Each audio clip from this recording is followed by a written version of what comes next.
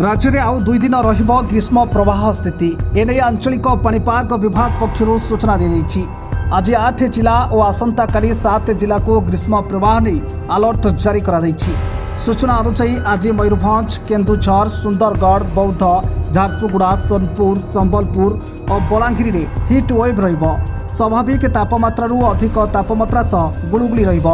वायुमंडल उपरी भाग में एक गुरुचाप बलय रही फल शुष्क वायु राज्य को प्रवेश करुछि आसंता 3 दिन एभली तापमात्रा अधिक रहिब तेणु उच्च तापमात्रा अलर्ट जारी करिछि पाणीपाग विभाग वर्तमान वर्षार विशेष संभावना नहीं 3 दिन पर होई पारे वर्षा आसंता 21 और 22 तारिख में काला बैशाखी वर्षा बढ़िब उपकूल में उच्च तापमात्रा सह गुलुगुली रहिब तेणु अधिक कष्ट अनुभूत हेब बोली जଣାपड़िछि। Report rail Odisha.